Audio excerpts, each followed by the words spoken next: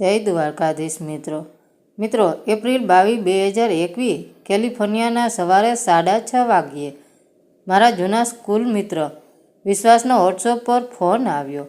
Phone ઘણા વખતે આવ્યો હતો. મને પહેલાં તો ફાળ પડી કે મહામારીને આ વસમા કાળમાં કશું અજુગતું તો નહીં બન્યું હોય ને. નહીં તો આમ આ રીતે વિશ્વાસ વહેલી સવારે ફોન ન કરે. વિશ્વાસે પહેલાં મારા ખબર પૂછ્યા અને કહ્યું, જયું, બહુ જ ખરાબ સમાચાર છે. તને રક્ષા પરમાર આપણા ક્લાસમાં હતી એ યાદ છે? હું ગયા અઠવાડિયે મારા ઘર પાસે આવેલા મેડિકલ સ્ટોરમાં મારી પત્નીની દવા લેવા ગયો હતો. ત્યાં ઓચિતી જ એ રક્ષા પરમાર મળી.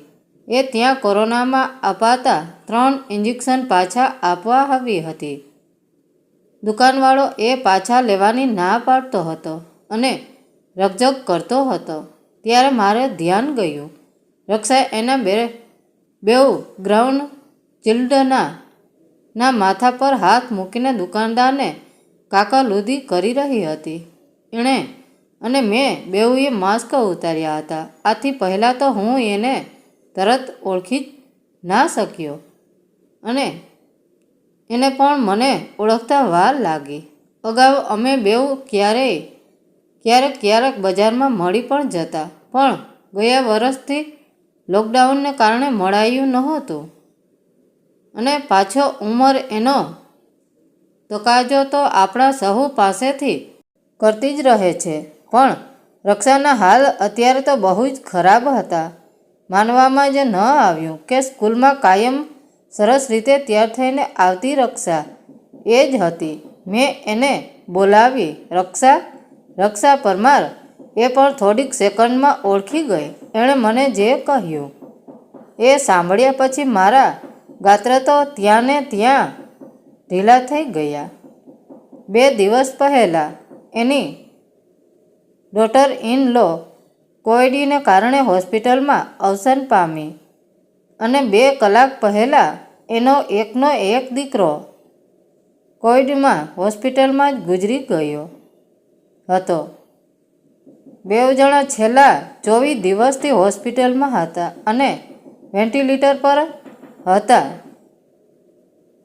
40,000ના એક એવા 3 ન વપરાયેલા ઇન્જેક્શનોને પાછા આપીને એ પૈસા પાછા મળે એની વેતરણમાં આવી હતી.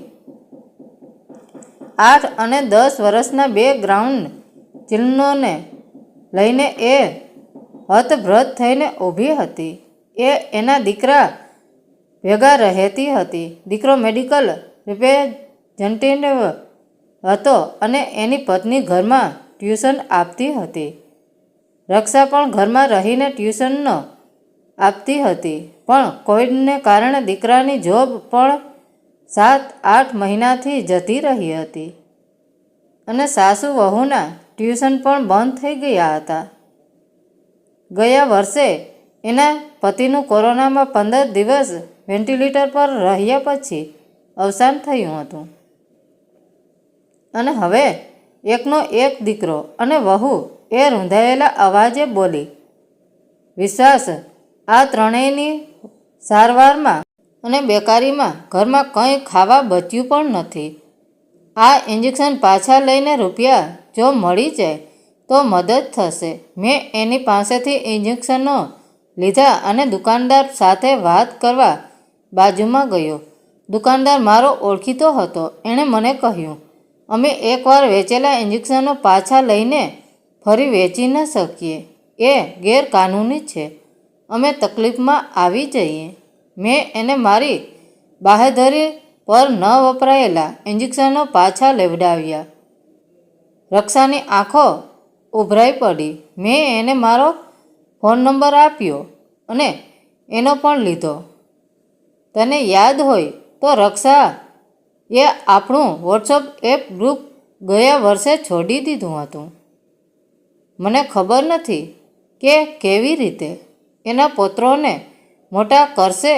જતાં રડી પડી અને કહે, મારા આ ભૂલકાઓ કહે છે કે દાદી, અમને તું ક્યાં મૂકીશ?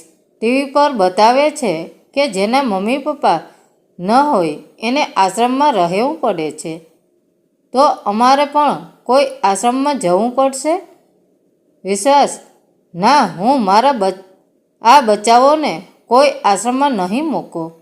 મને ભગવાન હજુ 10-12 વર્ષ કામ કરવાની શક્તિ આપે જેથી આ બેઉને મોટા કરી શકું, ભણાવી શકું.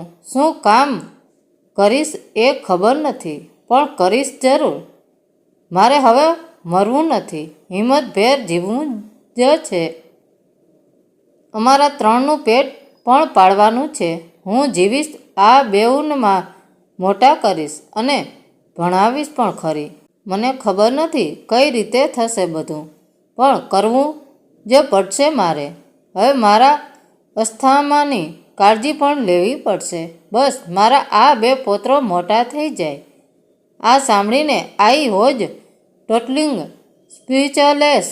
આમ તો હું પણ એને ઘરે જઈ શકું, પણ કોરોનામાં એ પણ નથી થઈ શકવાનું. મેં એને 2-1 વાર ફોન પણ કર્યા છે અને 2-4 દિવસ પછી પાછો ફોન કરીશ. જયુ, મને થયું કે તને ફોન કરીને જણાવું. મેં રક્ષાનો ફોન નંબર પણ તને વોટ્સઅપ કર્યો છે. અરે યાર, તું ફેસબુક પર પણ એક્ટિવ નથી અને આપણા સ્કૂલ ફ્રેન્ડના વોટ્સઅપ એપ પણ નિયમિત નથી જોતી. યાર, તારો કોન્ટેક્ટ કરવો કેમ? મેં આ બધું વોટ્સઅપ એપ પર મૂક્યું હતું પણ તે નથી જોયું. આથી જ મેં ફોન કર્યો. તું વાંચી લેજે.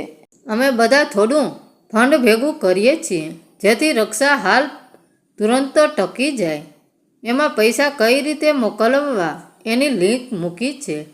મેં પણ આમ તેમની બીજી વાતો કરીને ફોન મૂકી દીધો અને પછી મને થયું કે સાચે જે મેં ફોન ઉપર સાંભળી એ મારી મિત્રના આમ સર્વજનોના છૂટી ગયેલા સાથની વાત સાચી છે ખરી.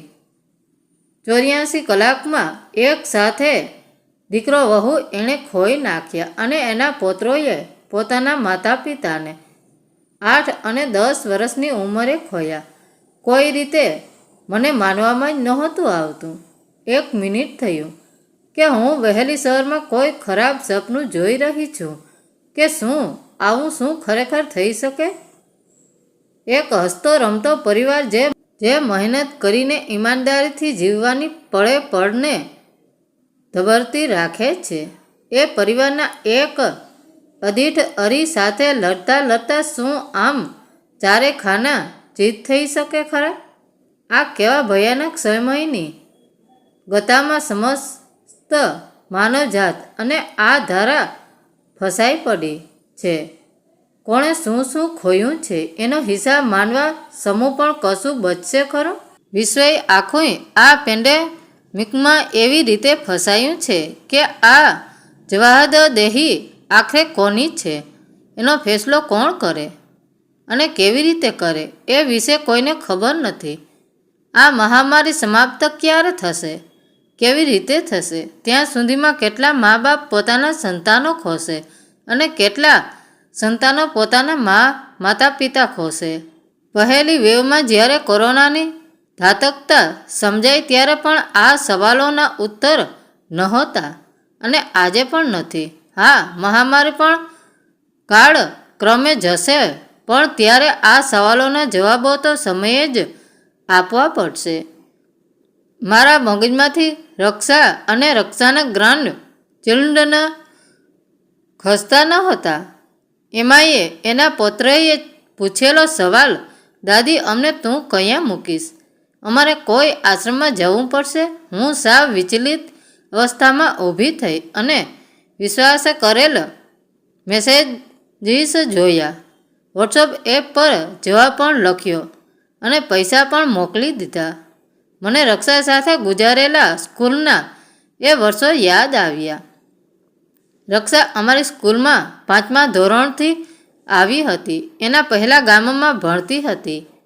રક્ષા એકનું એક સંતાન હતી. એના પિતાજી ગવર્મેન્ટમાં સર્વિસ કરતા હતા અને બદલી થવાથી સહુ કુટુંબ મુંબઈ આવ્યા હતા. રક્ષા ભણવામાં એવરેજ હતી, પણ સપટસ અને રાસ ગરબા, ફોક ડાન્સ વગેરેમાં એકદમ અવ્વલ, સદાય હસતી બોલતી અને ખૂબ સરસ તૈયાર થઈને જ સ્કૂલમાં આવતી હતી. અમે બધા કોલેજ, લગ્ન અને પરદેશ ગગનમાં ત્રિપાખિયા સમયના વિમાન પર સવાર થતાં સહુની દિશા અલગ અલગ થઈ ગઈ હતી. થેન્ક ગોડ કે સોશિયલ મીડિયાના કારણે ફરી પાછા મળી શક્યા હતા. મેં ભારે મને રક્ષાને ફોન કર્યો, પણ એણે ફોન ઉપાડ્યો નહીં. મેં એને વોટ્સએપ એપ પર મેસેજ મોકલ્યો, પણ એનો જવાબ તરત ન આવ્યો. મેં રાતના સૂતા પહેલાં વોટ્સએપ એપમાં જોયું તો રક્ષાએ જવાબ લખ્યો હતો, જયુ થેન્ક યુ, તારો લાગણીસભર મેસેજ મળ્યો. ગયા વર્ષથી મારા દીકરાની નોકરી છૂટી ગઈ હતી અને ધીરે ધીરે મારા અને મારી ડોટર ઇન લોના ટ્યુશન પણ બંધ થતા ગયા. એમાંય ગયા વર્ષે મારા હસબન્ડને કોરોનાએ ઝડપી લીધા, ત્યારે હું સાવ ભાંગી ગઈ હતી. આપણા સ્કૂલના મિત્રોના વોટ્સએપ એપ ગ્રુપમાં પણ ધીરે ધીરે મેં લખવાનું બંધ કરી નાખ્યું હતું અને ગ્રુપમાંથી જ નીકળી ગઈ. અમારા કુટુંબની પરિસ્થિતિ સારી ન હતી અને મને કોઈ સાથે ઇન્ટરેક્ટ કરવાનું મન જ નહોતું થતું. જયું, મારા પતિ ગયા પછી મેં મારી જાતને પોતે જ ડિપ્રેશનમાંથી ધકેલી દીધી. એક વસ્તુ સારી થઈ કે આ સોશિયલ મીડિયા થકી બધા દૂર રહીને પણ જોડાઈ શકે છે. તો ખરાબ એ થયું કે કોઈના મોઢા જોવાનો સંબંધ શબ્દોમાં જ સમાઈને રહી જાય છે. ખેર, આજે મારે ટટાર ઊભા રહેવાનું છે. સમયનો માર મારી કમર નહીં તોડી શકે. જયું, મારા દીકરાના અને મારા હસબન્ડના પ્રોવિડન્ટ ફંડમાંથી જે થોડુંક બચ્યું છે એમાં એકાદ વર્ષ તો નીકળી જશે. મેં પછી શાંતિથી વિચાર કર્યો કે મારા ગ્રાન્ડ ચિલ્ડ્રન જેવા તો કેટલાય બાળકો હશે, તો એમને રાખવા માટે શું સરકાર કોઈ મદદ કરે છે?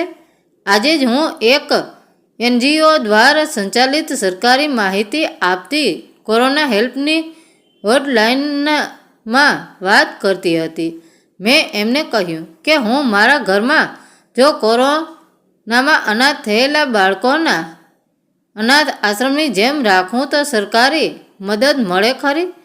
તો એમનો જવાબ આવ્યો કે હા, સરકાર દરેક અનાથ બાળક માટે 5,000ની મદદ આપશે અને જો એ બાળક 3 વર્ષથી નાનું હશે તો એને માટે 7,000 આપશે.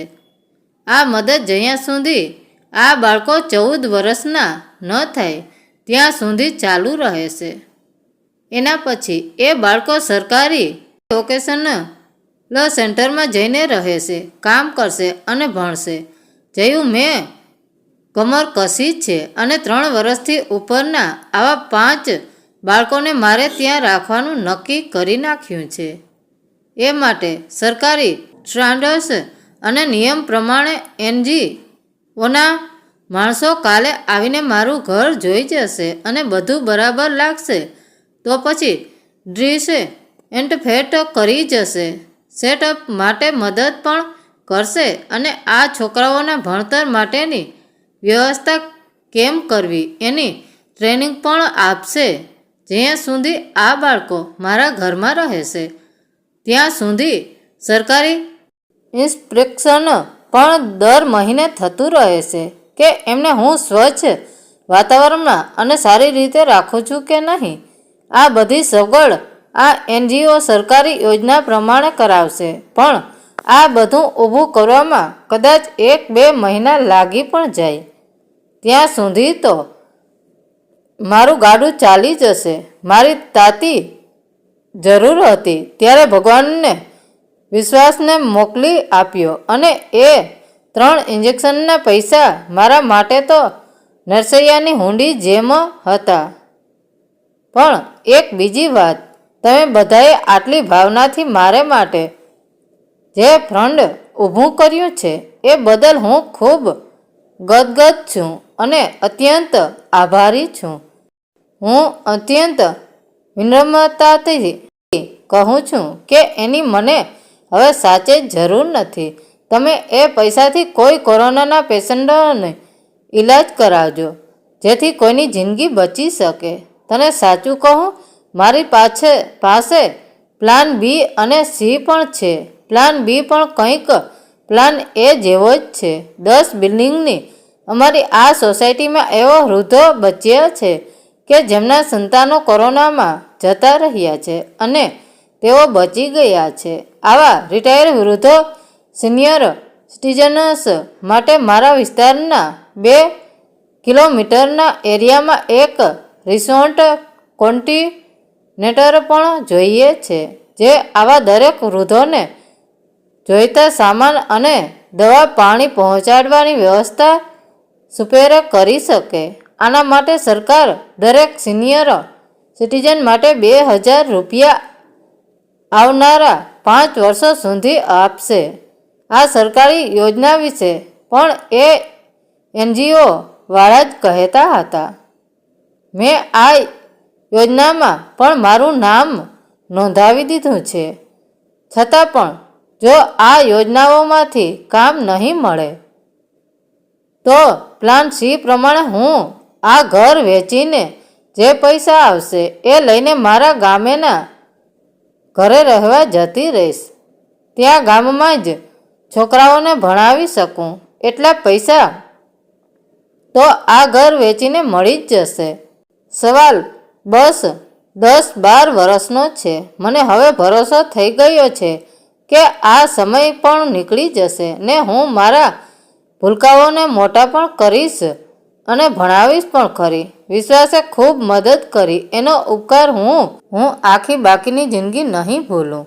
ભગવાન એને, એના કુટુંબોને અને તમને સહુને સહકુટુંબ સદૈવ નિરોગી રાખે, સુખી રાખે એવી જ પ્રાર્થના કરું છું. જયું, હવે તું પણ ફેસટાઈમ અને વોટ્સએપ પર નિયમિત મળતી રહેજે. કોરોનાના આ કપરા કાળમાં જે છે તે આજે બચી છે તો આજનો ઉત્સાહ આપણે છેલ્લા શ્વાસ સુધી ઉજવતા રહીશું. આ જ મેસેજ મેં આપણા ગ્રુપમાં પણ લખ્યો છે. આપણે સહુ હવે નિયમિત મળતા રહીશું. જયું, તારે અમેરિકામાં કેવું ચાલે છે બધું? મારી નજર સામે સદાયે હસતી બોલતી અને ખૂબ સરસ તૈયાર થયેલી રક્ષાની છબી ઊભી થઈ ગઈ. મેં જવાબ લખવાને બદલે ફોન જોડ્યો. મને ફોનની એ ઘંટડીમાં રક્ષાના કોક ડાન્સની કમનીયતા સંભળાતી રહી. મિત્રો, વાર્તા કેવી લાગી? સારી લાગી હોય તો કોમેન્ટ કરીને જરૂર જણાવજો. ધન્યવાદ મિત્રો. રાધે રાધે.